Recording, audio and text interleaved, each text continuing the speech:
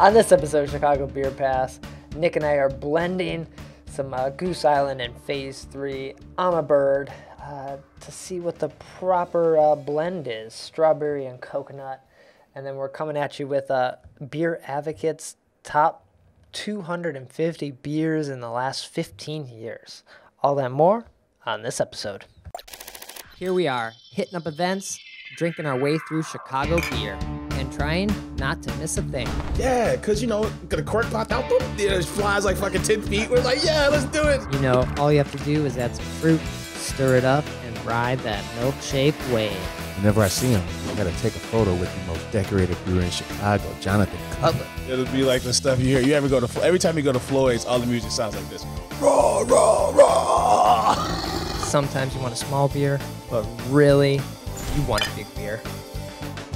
You gotta take in all those big aromatic hops. Hey, what are you doing this weekend? Waiting in line for a bottle release? You should have never been a fad. The black IPA is delicious.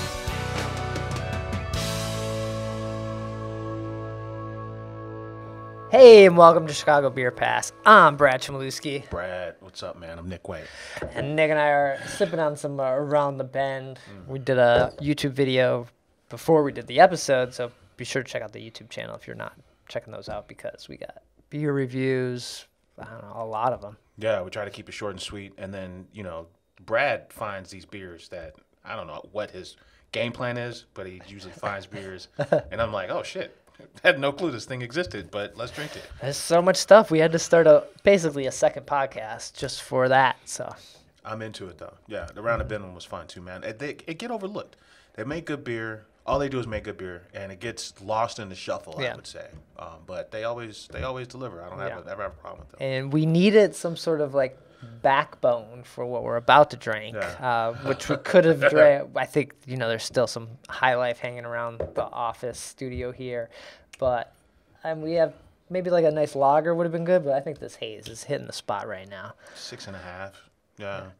Because so what are we drinking that? Nick was talking about this last week on the last episode. Hashtag fancy cups. Double fancy cups too, We're right? doing if you're a bird, I'm a bird. It's the P3 Goose Island collab. Okay. So so Nick was talking about this on our 312 episode. Speaking of our 312 episode, we were talking about YouTube, but you got to check out our Instagram now, because we're making some reels here. We got winners. We broke our reel cherry. We got a reel up. Old man. Dad beer. Hashtag dad beer reel. Oh, is that what that was? That's what's up. They're like, oh man, big dad vibes coming from you guys. Somebody said that. I forgot, nice. Just a text. I appreciate it. Oh, it's the dad beers pod, man. Okay. That's funny. And I'm sure we'll do. I don't know. We're gonna keep those going. They're kind of hilarious, stupid things. So. Yeah, I dug it. I'm in on the reels, man. That was cool. So we got YouTube reels. And so, we were all in on Goose Island last week, and here we are again, gushing all over Goose Island, the brewery we love to hate. We got to knock this shit off, man. What are we doing? Well, we were. This is AB. This is Big Brother. I know. Pretty soon we'll be drinking Travis Scott's Cacti. What the fuck is that? Oh, you didn't see this yet? On St. Patrick's Day, they launched Cacti, an agave sparkling seltzer. Oh, AB did? Yeah, with Travis Scott as the sponsor. Man, that dude is not playing games. He is buddied up with the corpse, man. Right. Good for him. They are really trying to get a lot of people to eat and drink very shittily. McDonald's and sparkling seltzer. Oh, let's go. Kids, you wanna get trashed and get fat? We got you covered. Travis Scott's going after it. I wonder who made the proposal, right? Because if I was fresh off a McDonald's deal like Travis Scott, the first thing I would do is have my sights on the biggest brewery in the world and say, let's do something, or did AB engage? I would not call AB a brewery. They are a beverage company at this point. I was listening to an interview as they talked about this cacti thing. They're like, we got this agave seltzer. We got Bud Light seltzer. We got Bud Light lemonade seltzer. We got, I don't know, something else they mentioned in another one. It's like, oh, you guys aren't a brewery, although all those are brewed beverages, you're a beverage company. Yeah, yeah. When you look at it like that, when you look at how much effort, money-wise and product-wise, they're putting into what is not a beer product. Non-beer products. Non-beer products. Yeah.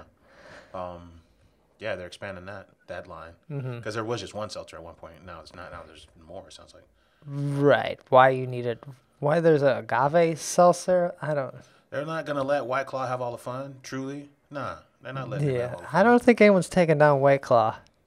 Yeah. It's sort of like no one took down Mike's Hard Lemonade. It just kind of fizzled out. There was no better Mike's Hard. Yeah. That's true.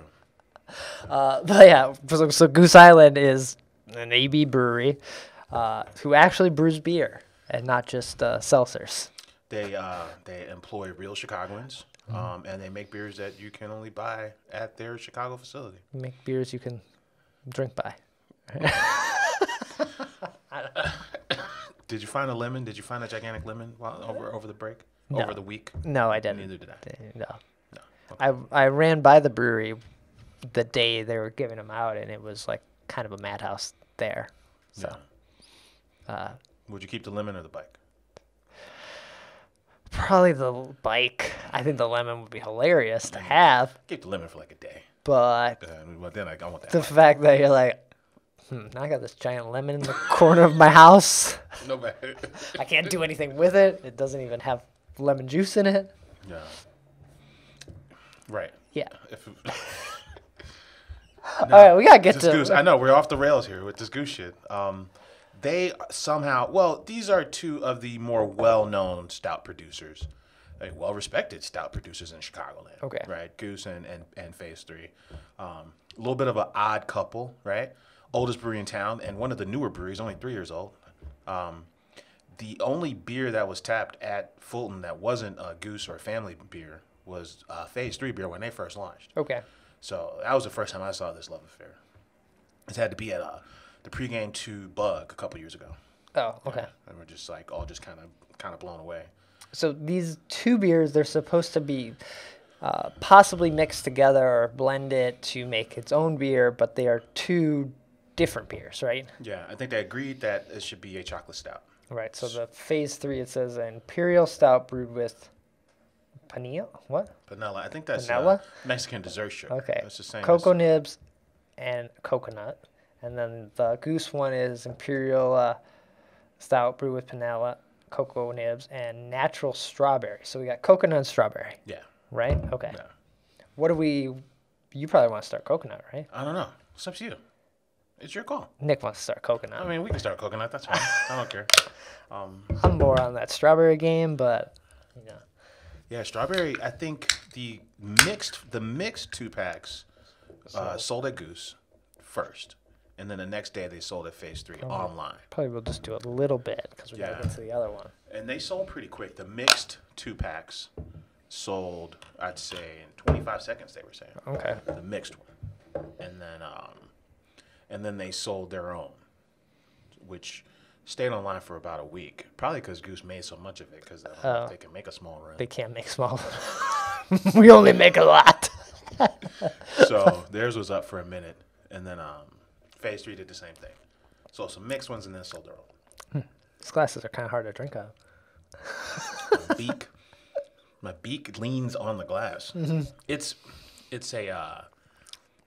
basically a stemless flute, right? It's like a stemless champagne flute. Oh, okay, yeah. 8.5%, 8.5 ounces. The flute. Okay, this beer is like that motor oily thick. It reminds me of the first time I went to Dark Lord Day where I knew nothing about Dark Lord Day, and I got this beer and was basically like, this beer just stained my hands kind of thing. It stains everything. And I was like, what is this? Yeah. Yeah, it kind of lingers on your tongue. You cannot see through it. It kind of coats the glass and never uncoats it. Right. It made it like what your grandparents probably had. All their glasses were that color growing up.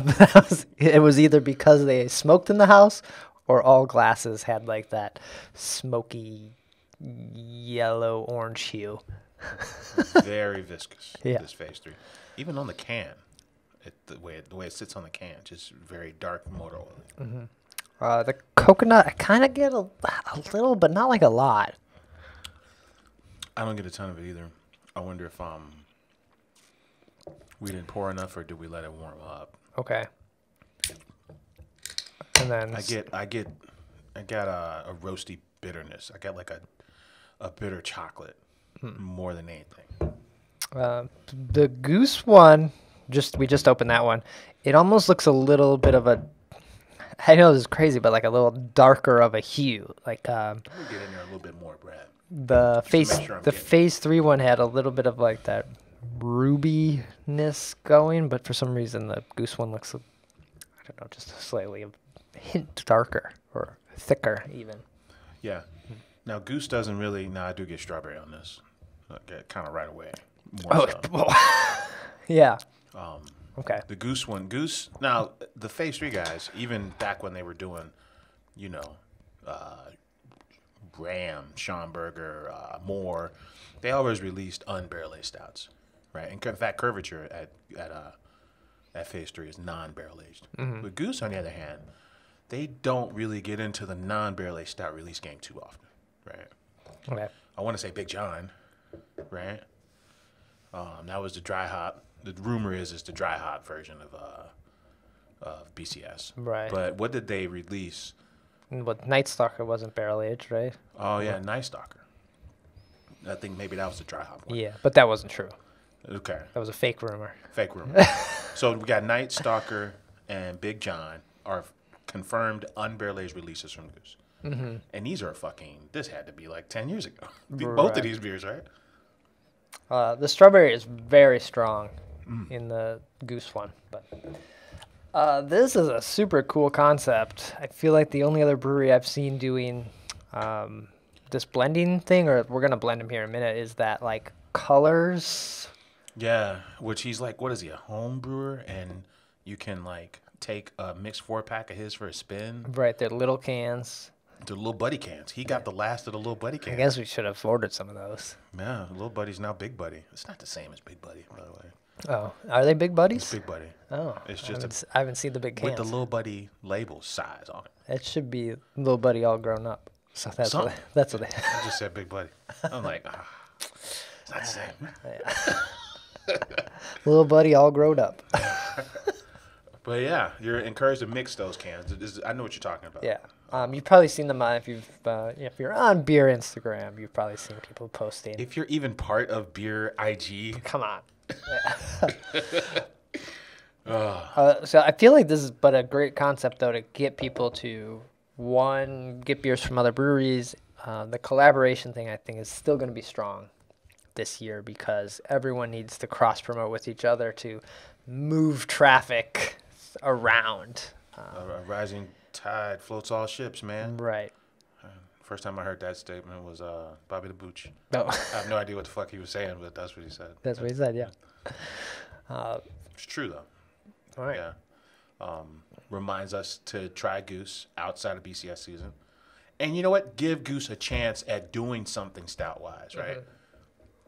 Because it's like, all right, Goose is like, hey, we're making a stout. Is it BCS? No. All right, cool. Well, what is it? Let's get over there and get some excitement around it. Let's find out. So that was cool. How do you think Finch feels about I was not expecting that. Phase 3's like this name of this beer? If you're a bird, I'm a bird. Yeah, Finch was Finch's the original. Put a bird on it, kind of thing.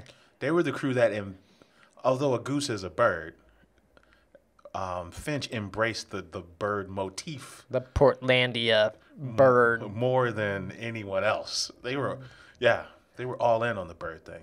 And now Phase 3's it's a hummingbird, right? Is that what this is? I thought theirs was a hummingbird. Is it a red breast? I have no fucking idea what kind of bird this is. This is a cardinal. It's got a long ass beak. I think that's the hummingbird. I think you're right. So it's the hummingbird and goose. And the brewery that's like all about the bird thing is left out. And they are literally what? Are they next door to Goose? Spitting distance. Oh man. you see these other birds walk up, and you're not invited to the bird party? The bird party. You're not invited to... Finch was not invited to the bird party. Yeah, that's gotta be tough.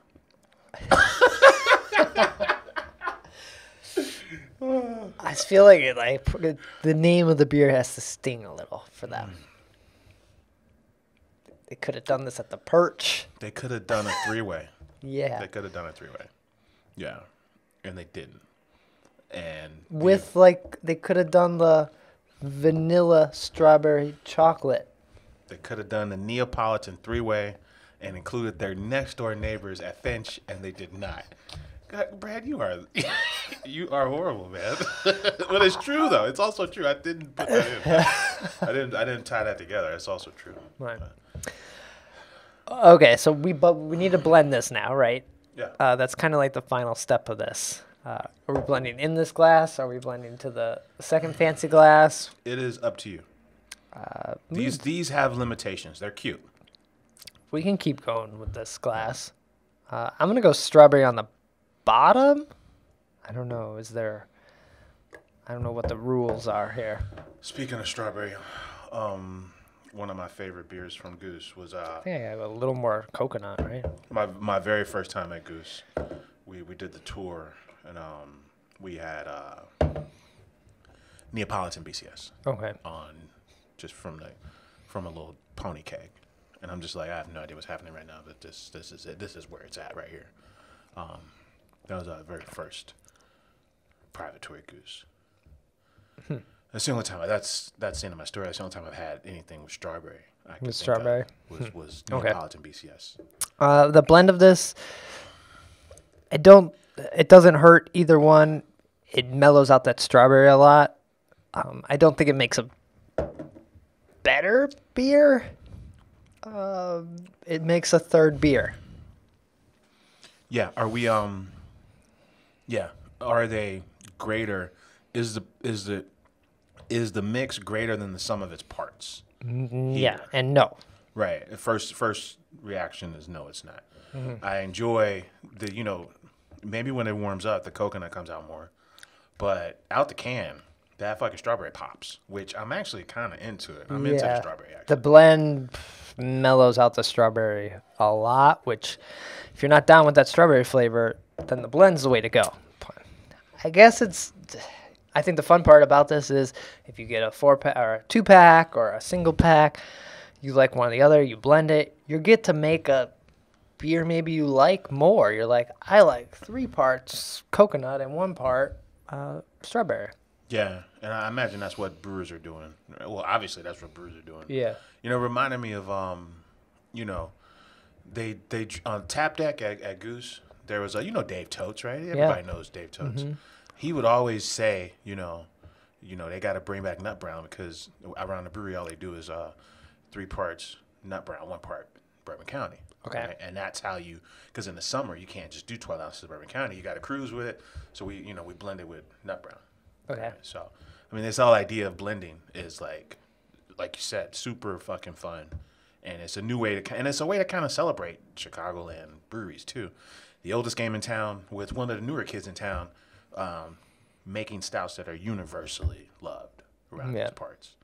And that part's cool. That's cool. All right, we're gonna sip on this. We gushed about these beers long enough. We'll sip on them, a little warm up, see if we have any thoughts at the end of the episode.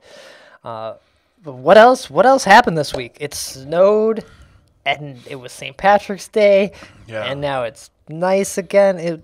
It's been one of the strangest weeks for me. Yeah, I had a Guinness.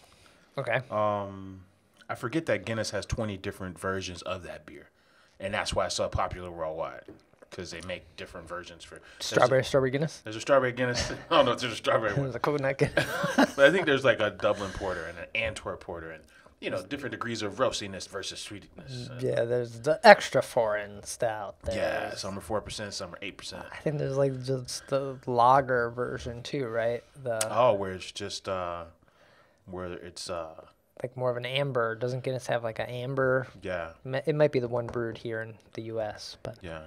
So had a Guinness, which I never make it around to, but I enjoy the hard pour. Right. And the fucking cascading is always fun. And so I did that. Yeah. I don't mind a Guinness. There is something about a Guinness I don't always want. Like I'm good. I'm usually like if I have one, I don't want more Guinness. Guinness.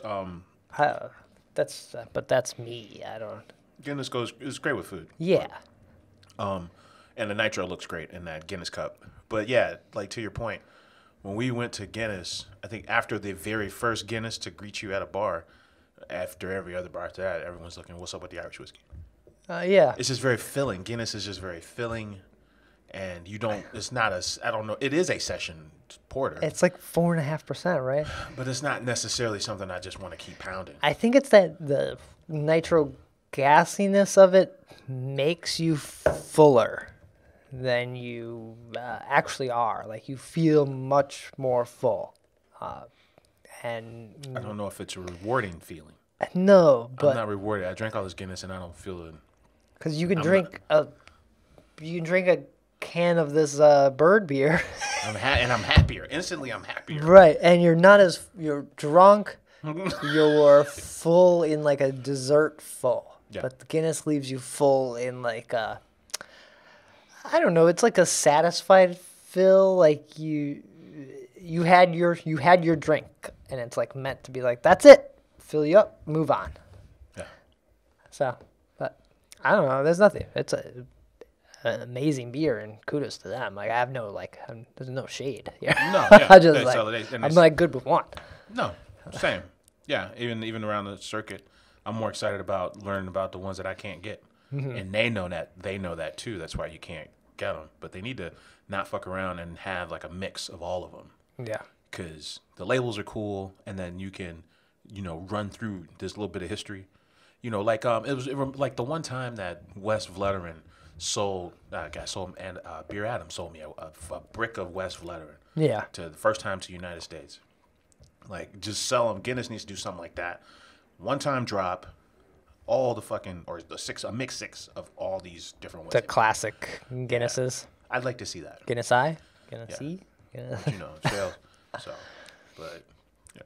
Well, it's St. Patrick's Day. You got to have a Guinness. I didn't have a Guinness. Have a Guinness. Listen to the St. Patrick's Day radio on Sirius all day. Okay. I have the bagpipes. The Southside Irish. Southside Irish. No parade. That Southside Irish song is pretty great. Oh, I don't know that one. I don't know all the words, but I should find it now. It's pretty. It's basically like if you're not Southside Irish, you're not Irish. That's basically the gist of the song. So that's great. And you went to phase 3. I went up to third phase, all 45 miles each way. Okay. They got a ton of barrels out there, outside barrels. So everyone's doing their thing. And we were saying in the pre-show over ATB that, I wouldn't say I'm acclimated to drinking at breweries, but being outside with my own fucking barrel 6 feet away from other folk, I'm actually I'm on board with that. When you drink a barrel of beer, you're fine with it. I'm fine with that. We got Curvature on the table, and Curvature from a year ago. Curvature, that release was in the tap room. I'm sorry, in the brewery because there was no tap room. Oh, okay. So this was my first time seeing the whole operation. That's cool. So when you walk in, you get your beers in your fancy cup, and then if you want your beer to go, you got to walk through you still got to walk back to the brewery to get it. Yeah. And then they got a bunch of merch and shit back there to sell you. Cool.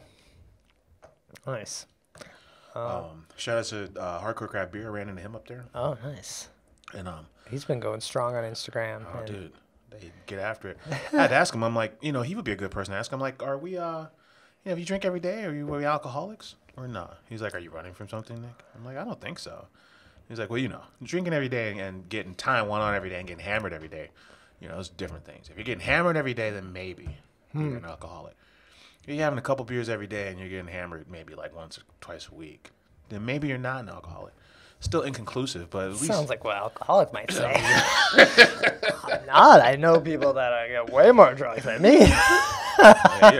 There's different levels of fucked up. Are you as fucked up as you can be every day? Then yeah, you are. But if you're not as fucked up as you can I be just do every heroin like once or twice a week. I'm You not know. like living on the street. so I can work more hours, so I can buy more heroin, Yeah, I don't know. I'm just doing this to get my. so I can, so I can work more, so I can make more money, so I can buy more heroin. It's like the commercial. It's like the drug prevention commercials from the '80s. Oh yeah. All right, nice, good. Glad he's doing well, and seeing all the beers he's drinking is kind of like, oh man, that guy gets after some good stuff. Yeah. He said he's still holding fast to 3 non-drinking days. Oh, okay. Tuesday, Wednesday, Thursday. Okay. He said that was his non-drinking days. I'm like, that's cool. Nice. Maybe I'll try that. Okay. Think about it. Yeah, the only thing I hit up was around the bend, pick up this beer. I am going to go cruise by Temperance over the weekend and do the tailgate hangout kind of thing again. We were talking about that last time, and we mentioned a new brewery in Evanston that was opening up. And it's not the taco joint that Sean Curry and those boys set up with a one-barrel system. It's not that joint in Wilmette. No, it's this spot that he mentioned. He sent me a link. They're trying to open. It's called Double Clutch. Okay. They're not open yet, but they have, it's like craft beer, cocktails, lunch, dinner, brunch, late night. Their website is basically like a makeshift kind of thing. So, Speaking of Evanston, I saw that Smiley Brothers is opening in Lakeview. They got a Lakeview location. right, I think that was a spot that Was that the Beguile was going to look at when they thought about opening a cider place. Oh yeah. Broken Nose cider. Yeah, but I think since his brother has 2 towns, it just kind of made sense to just support 2 towns and rather than do cider here too. Okay. That's cool for Smiley. I have mixed opinions about their beer. I think the Purple Line will still sell. Yeah. That's Purple Line goes all the way downtown. So. And I've only been to the one in Evanston once. It doesn't drive me there. Like the only beer I've had is Purple Line. Yeah, I don't live in Evanston. Maybe if I lived in Evanston, I might go there, but it doesn't bring me out. So That's E-Town to you, bud. E-Town. Cool. What other spots? Oh, there was we're speaking of tacos, Ravinia, our Maplewood stop, right? Yeah, Maplewood. It was the old Maplewood train station. They're like ready to open, and they like haven't invited us out. I don't understand what's going on there. Yeah. They know we love them, and we love their tacos, and they're not hitting us up. But their space is What have you looking done? nice. What have you done? It's not me. It's them. It'd be nice to check out what they're doing. I think we were there the night they had. There was a party there. It wasn't Super Bowl. The It was Bears were playing. It was like a Monday night Bears game, and they had like a little party. Was it a Monday Night Football night? I feel like it. Yeah, and they brought a bunch of beer in from Highland It Park. might have been the first Bears game of that season. Something right? like that. That sounds right. Yeah, that sounds right. That sounds like a thing. Yeah, that was a good time. We saw the brew system. We talked about how they watched Brad on TV in fucking Japan. I think one of them. No, did. China, right? New Zealand. New Zealand, yeah. New Zealand or Australia. They were like, yeah, we were over on the other side of the globe and we were watching Brad. I was like, that's fucking cool. International, man. that's how big I am. International man of mystery over here, this fucking guy. But we haven't been back since, to your point. Yeah, so we need to check that out. They have great, like, summer crushable beers. Like, you just want to hang out in the park, you want to ride your bike, get on the boat, whatever you're doing. Summertime fun beers. Yeah, I like the lager, I like the IPA.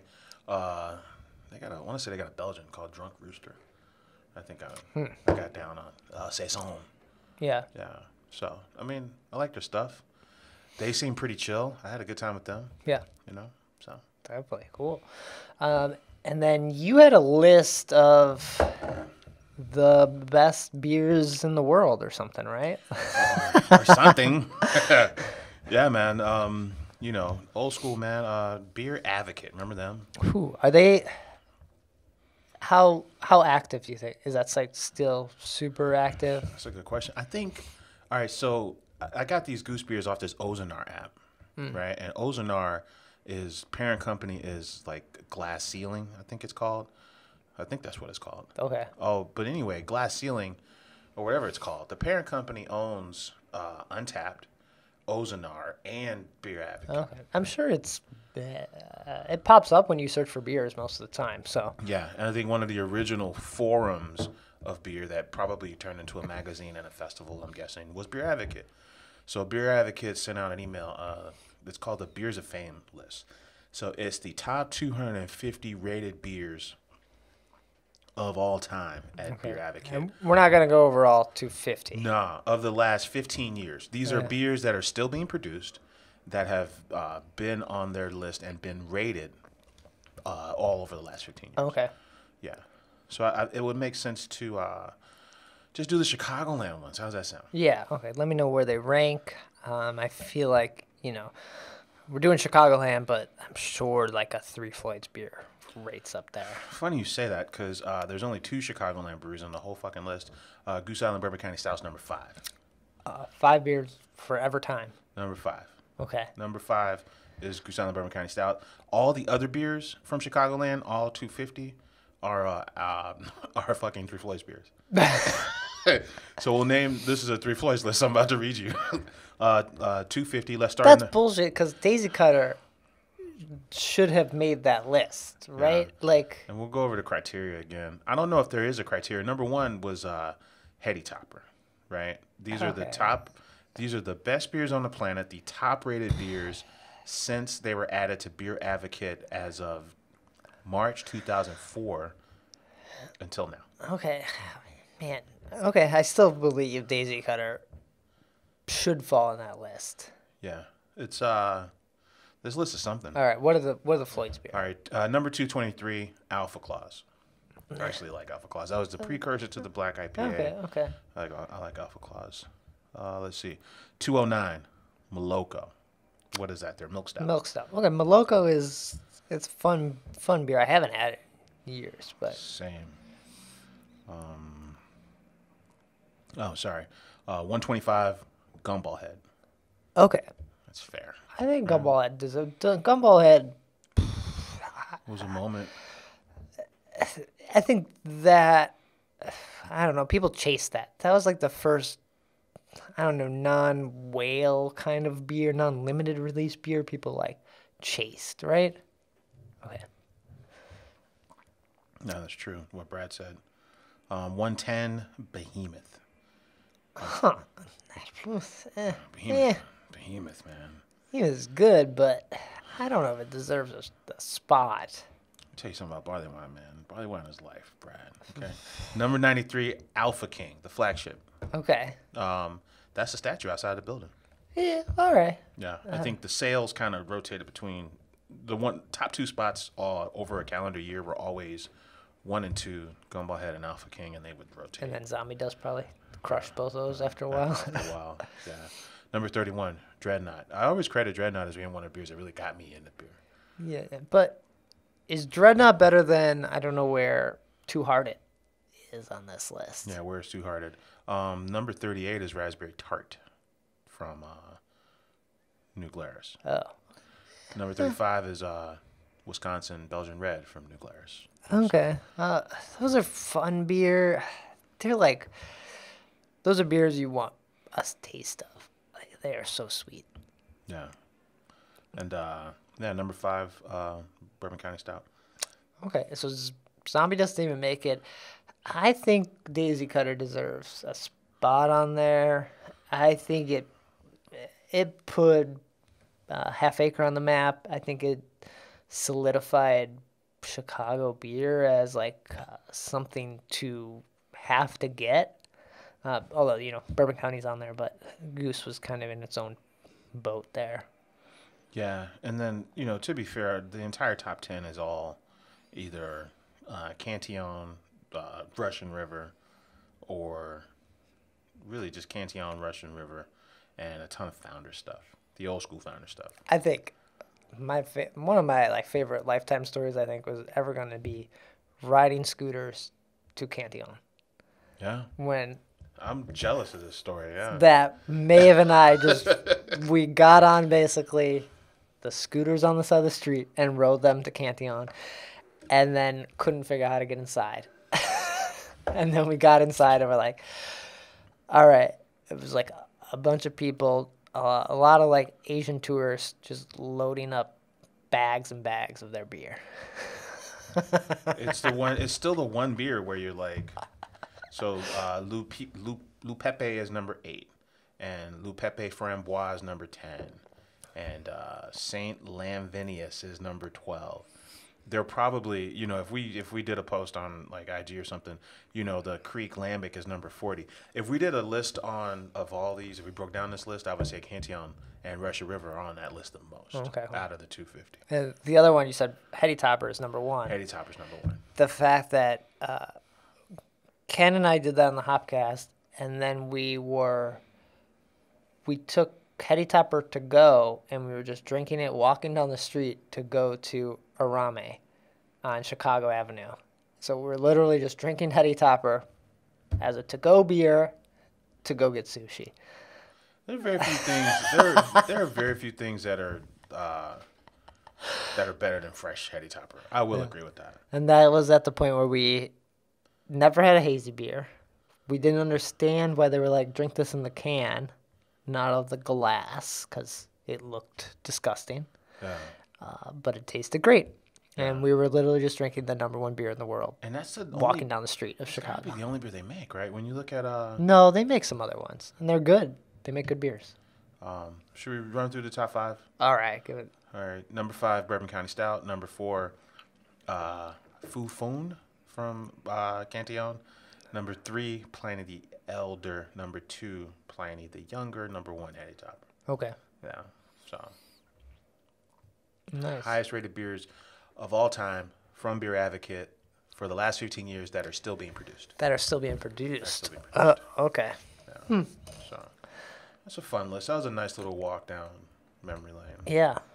Yeah. Cantillon beers they are great, but I think the fact that they are very hard to get kind of plays into it. Yeah, and I think the Goose Island being number 5, and it's a very easy beer to get, makes it probably, I don't know, it stands above the rest. Like, Heady Topper is hard to get, but it's number 1, but a lot of people have had it, so, yeah. I don't know, Cantillon, it's tough because it's a global list, too, so. I think Cantillon is, anything from Cantillon, I'd be excited to take to, like, a bottle share or a Friendsgiving.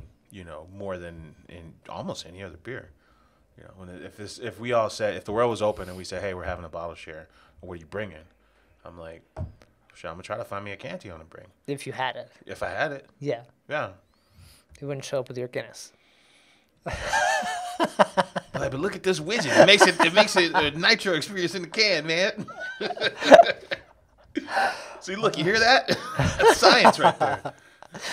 Well, any final thoughts on I'm a Bird? Coconut's coming out.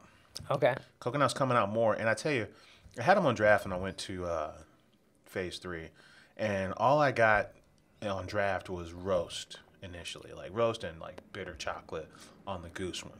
It was way more roast than on the fucking phase 3 one. Phase 3, even when it was cold, straight off the tap, you got the coconut right away. But out the can, the Goose one really shines, and I think I like it out the can just as much as I like the phase 3 one. But on draft, it was a different experience. The strawberry didn't pop the same way on draft for me. Okay. So, cool. Yeah, so today was cool because it's a totally different vibe from drinking it on draft. Oh, nice. All right, I'm sure Nick and I will finish these 12.5% beers, but we're going to get out of here. Like we said, check out the YouTube channel. Check out the Instagram. We're always posting up photos almost every day of beers we're drinking. The podcast coming out. Well, I finally got our old one up, so it was twice this week. At some point, the podcast usually comes up every week, so We're always back at it. But Nick, where can people find you? Get in touch when we're not here. Right on, man. I'm on Twitter at Nicosio. And as he comes off his hermit life, you might be able to see him around. I'm starting to work my way out of it, man. I didn't think we'd make it here. Oh, yeah, and I'm getting out there too. Be over at Temperance. You can follow me on Twitter at BeerAd, Chicago Beer Pass. Like I said, Instagram, Twitter. I was bitching about Cactus Jack's. What is it, cacti? He's out here trying to get it. Strike while you're hot, man. Yeah. He's out here trying to get it. I was celebrating St. Patrick's Day by drinking that Bud Light lime seltzer. And Did you drink it? Did you love it? No, I didn't have any, but it was green, right? So it counts. No. Man, I drank a shitty green beer. I'm like, this is dumb. I can't ever do this again. You can just put some food color dots into your haze. Call it a day. Green beer is dumb. All right. Take care. Cheers.